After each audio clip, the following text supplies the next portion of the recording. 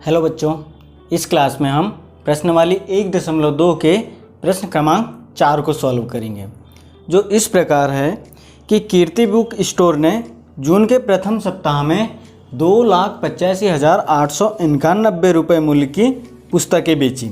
इसी माह के दूसरे सप्ताह में 4,07,68 रुपये मूल्य की पुस्तकें बेची।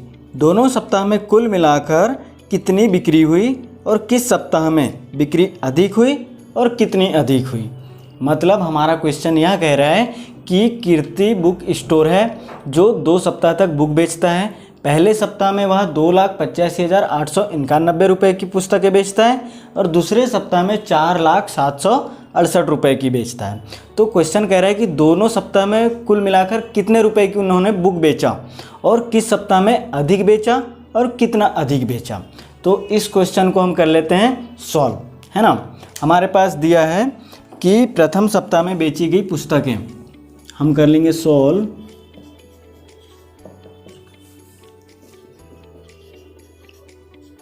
प्रथम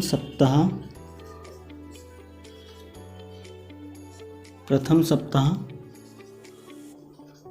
में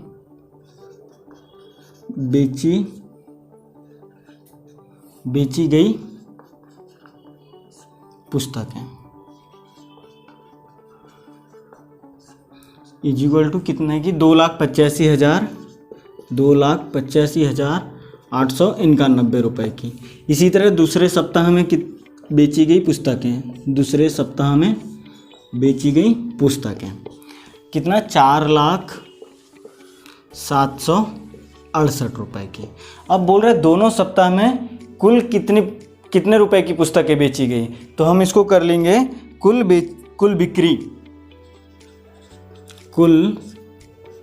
बिक्री दोनों को हम जोड़ देंगे, प्रथम सप्ताह और दूसरे सप्ताह का। 2,85,891 4,07,68 रुपये, दोनों को हम प्लस कर देंगे, ऐड कर देंगे।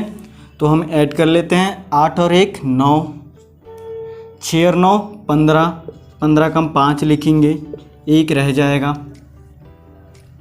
7 और 1 8 और 8 16, 16 की हम 6 लिखेंगे, फिर 1 रह जाएगा। 5 और 1 6, 8 4 और 2 6। मतलब कुल बिक्री कीर्ति बुक स्टोर की कितनी हुई दोनों सप्ताह में 6,86,659 रुपये की कुल बिक्री हुई। अब बोल रहा है किस सप्ताह में अधिक बिक्री हुई है। हमारा क्वेश्चन आगे कहता है किस सप्ताह में अधिक बिक्री हुई है और कितनी अधिक हुई है। तो यहाँ पे हमें दिख रहा है प्रथम सप्ताह में 2,85,891 और दूसरे सप्ताह में 4,07,68 रुपये। तो हम देखकर पढ़कर और सुनकर ही बता सकते हैं कि 2 लाख कम होता है और 4 लाख ज़्यादा होता है। तो हम यहीं से बता सकते हैं कि दूसरे सप्ताह में अधिक बिक्री हुई है। अब कितने रुपए की अधिक बिक्री हुई है हमें ए निकालना है, तो हम लिख देंगे दूसरे सप्ताह में अधिक बिक्री, या हम निकाल लेते हैं दूसरे सप्ताह में अधिक बिक्री।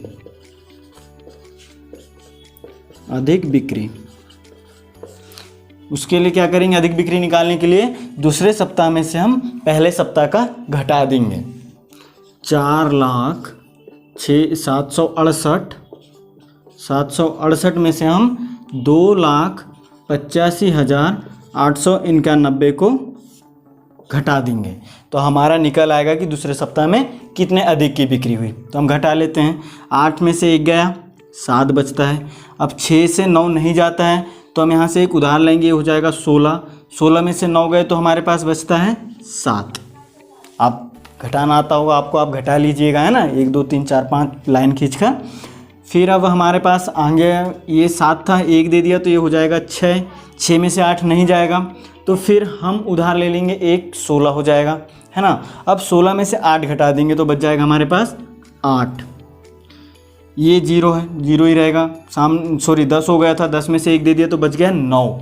अब 9 में से 5 जाएगा तो बच जाएगा 4। ये भी हो गया था 9। 9 में से 8 गए तो बच जाएगा 1, और ये 4 से हो गया था 3, और 3 में से 2 गए तो 1 बचा। मतलब हमारा निकल आया कि दूसरे सप्ताह में 1,14,877 रुपये की अधिक बिक्री हुई प्रथम सप्ताह की अपेक्षा। हम इसको लिख सकते हैं, है ना। हम क्या लिखेंगे, दूसरे सप्ताह में 1,14,877 रुपये की अधिक बिक्री हुई,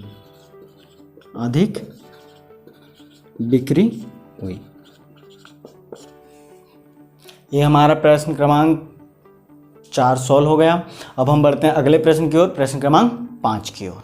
अब हम सॉल्व करेंगे प्रश्न क्रमांक 5, जो इस प्रकार दिया है कि अंकों 6, 2, 7, 4 और 3 में से प्रत्येक का केवल एक बार प्रयोग करते हुए बनाई जा सकने वाली सबसे बड़ी और सबसे छोटी संख्याओं का अंतर ज्ञात कीजिए। मतलब क्वेश्चन कह रहा है हमारा कि हमारे पास 5 अंक दिए हैं, 6, 2, 7, 4 और 3, इनसे मिलकर बन सकने वाली सबसे बड़ी संख्या और सबसे छोटी संख्या का अंतर ज्ञात करना है। तो चलिए हम क्वेश्चन को कर लेते हैं सॉल्व। हम लिखेंगे अंकों से मिलकर बनने वाली सबसे बड़ी संख्या, अंकों से बनने वाली सबसे बड़ी संख्या, सबसे बड़ी संख्या। सबसे बड़ी संख्या क्या है हमारे पास, वहाँ अंक 7 है, फिर उसके बाद 6 है, फिर 4, फिर 3, फिर 2। हमने हमारे पास क्वेश्चन में जितने अंक दिए थे हमने बड़ी, फिर उसके बाद छोटी, फिर छोटी, फिर छोटी, फिर छोटी, ऐसा लिख दिया। तो ये हमारी बन गई सबसे बड़ी संख्या। जो अंक दिया है उनसे बन सकने वाली सबसे बड़ी संख्या। अब हम ऐसे लिखेंगे, इन्हीं अंकों से बन सकने वाली सबसे छोटी संख्या, अंकों से बन सकने वाली सबसे छोटी संख्या। छोटी संख्या के लिए हम क्या करेंगे, सबसे पहले छोटा अंक को लिखेंगे, 2, 3, 4, 6, 7। हमने इसी को उल्टा कर दिया तो हमारी सबसे छोटी संख्या आ गई। अब हमारा क्वेश्चन क्या कहता है कि दोनों का अंतर ज्ञात कीजिए, बड़ी संख्या और छोटी संख्या में कितना अंतर है। तो अंतर ज्ञात करने के लिए हम क्या करते हैं, बड़ी संख्या में से छोटी संख्या को घटा देते हैं। तो हम निकाल लेते हैं, कर लेते हैं क्वेश्चन को। दोनों संख्याओं का अंतर, दोनों संख्याओं का अंतर, दोनों संख्याओं में अंतर लिखेंगे, दोनों संख्याओं में अंतर इज इक्वल टू हम कर लेते हैं 7, 6, 4, 3, 2, 2, 3, 4, 6, 7। हम दोनों का कर देंगे माइनस। अब हम घटा लेते हैं, 2 में से 7 नहीं जाता है तो हम सामने से 1 ले लेते हैं, ये हमारा हो जाएगा 12। 12 में से 7 जाएगा, कितना बचेगा, 5। अब ये 3 था, 3 से क्या हो गया, 2, क्योंकि एक इनने दे दिया। अब 2 में से 6 नहीं जाएगा तो फिर हम सामने से 1 ले लेंगे तो ये हो जाएगा फिर 12। अब 12 में से 6 जाएगा, चला जाएगा तो कितना बचता है, 6। अब ये जो 4 था ये बन गया 3, 3 में से 4 नहीं जाएगा तो 1 हम सामने से ले लेंगे तो हो जाएगा 13। 13 में से 4 जाएगा तो कितना बचेगा, 9। अब ये बन गया हमारा 5, 5 में से 3 चला जाएगा, घटा देंगे कितना बचेगा, 2। और ये 7 में से 2 जाएगा तो बचेगा 5। मतलब दोनों संख्याओं में अंतर कितना है, 52,965 का। हम लिख भी सकते हैं इसे, दोनों संख्याओं में अंतर, दोनों संख्याओं में अंतर 52,965 है। ये हमारा हो गया प्रश्न क्रमांक 5 सॉल्व। आप इसे नोट कर लीजिए। यदि आप रुक जाते हैं तो वीडियो को रोक लीजिएगा और फिर धीरे से नोट कर लीजिए। अब हम करते हैं अगला प्रश्न, प्रश्न क्रमांक 6। अब हम सॉल्व करेंगे प्रश्न क्रमांक 6, जो इस प्रकार है कि एक मशीन औसतन एक दिन में 2825 पेज बनाती है। जनवरी 2006 में उस मशीन ने कितने पेज बनाए। क्वेश्चन क्या कह रहा है कि एक मशीन है जो पेच बनाती है, पेच मतलब जो नट बोल्ट होता है ना वो बनाती है, वो एक दिन में 2825 बनाती है। तो बोल रहे पूरे जनवरी 2006 माह में, जो जनवरी है 2006 का, उसमें कितने पेज बनाएगी। तो हम इस क्वेश्चन को कर लेते हैं सॉल्व, है ना। कि हम क्या लिखेंगे, एक दिन में बनाए गए पेज सॉल्व करेंगे। सॉल्व एक दिन में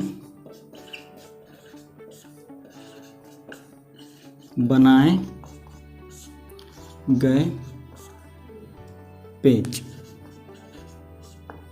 कितना है, 2825। एक दिन में हमारी मशीन 2825 पेज बनाती है। अब जनवरी 2006 में, तो उसके लिए हम क्या करेंगे, जो जनवरी का महीना होता है उसमें दिन कितने होते हैं, सबसे पहले हमें पता कर लेते हैं।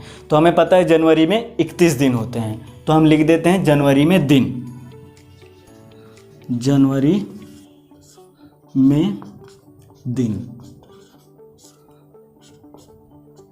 31 होते हैं, है ना। अब जनवरी 2006 में बनाए जाने वाली पेज या जनवरी माह में बनाए जा सकने वाली पेज हमें पता करना है कि पूरे जनवरी में कितना बनाएगा मशीन। तो जनवरी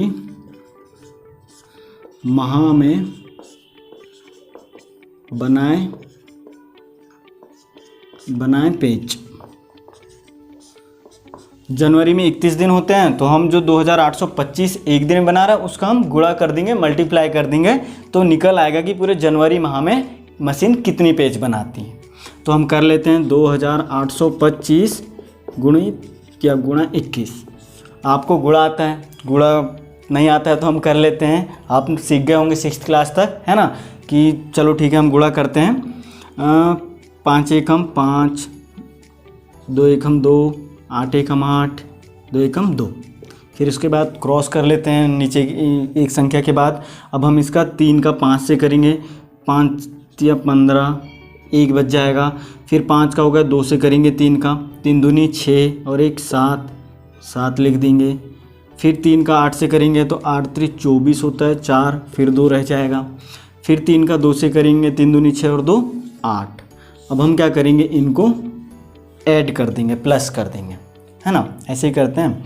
फिर उसके बाद ऐड करो, 5 जैसे का तैसा आ गया, 5, 5 और 2 7, 7 और 8 15, 1 रह जाएगा, 2 और 4 6 और 1 7 और 8 निकल आया 87,575।